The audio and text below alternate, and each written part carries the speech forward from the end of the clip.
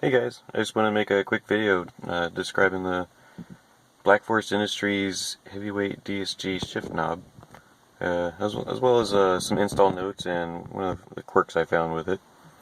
As you can see, it's a very nice shift knob, and you can also see there's no trigger and no button on it. And the way it replaces those is actually by just pulling up on the lock inside, which I think is very smart. It's very simple, and the great thing about it is some DSGs in the rod has a hole that faces this way, and some have a hole that faces this way. That's the older button design. If you wanted to use one of the newer knobs that has a hole that faces the other way, sometimes you have to do some jerry rigging to get it to work. So this thing, it fits both, and it's very natural. After driving with it for a while, it's intuitive. It feels great. So the little quirk that I mentioned is you can see just in reverse and in sport mode, you have about an 1/8 inch gap right here, and you can push down on the knob and kind of fill that gap.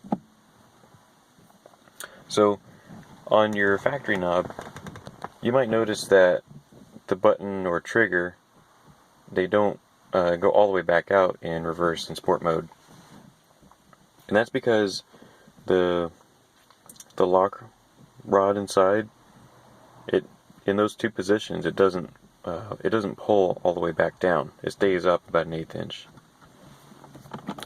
So what that does is, it means this knob is not always under tension in those two positions. And you can see the little blue plastic in there. That's the locking the rod that the button and trigger pull. You can see there's a little screw that goes through it. The screw goes right here, and that's what holds this adapter to that rod. Well, that rod has a oval shaped hole in it, kind of like that. So when it's not all the way down, it leaves a little bit of slack. So you can push it there. And then when you put it in any of the other gears, it doesn't leave any slack. So I think the only way you could fix that is by either making a spacer that fills the space between this screw and the bottom of that hole, or maybe have two screws. But the problem with that is I don't know if every DSG has the same size hole in that rod, and you can't bring this part up to hide that gap. And the reason is because when you put it in park, I tested it, and with this thing just an 1/8 inch higher, it still thought that it wasn't in park. You can kind of hear the little click sound from behind the dash that signals that it's, returned all the way down and it's actually in park. Well, that click doesn't activate when this is pulled up just that much. So unfortunately, that won't fix it. And I don't think it's a fault at Black Forest Industries. It's kind of the way the transmission was made. Any DSG is going to do that. So some install notes. I found using some white lithium grease underneath this thing on the adapter on the inside.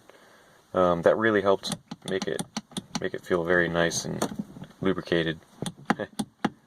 It prevents it from sticking, because I found when you tighten down those screws that hold the shift boot base on, when you tighten those down, sometimes if you're not careful, it puts a lot of pressure on this, and it makes it very hard to pull up and down.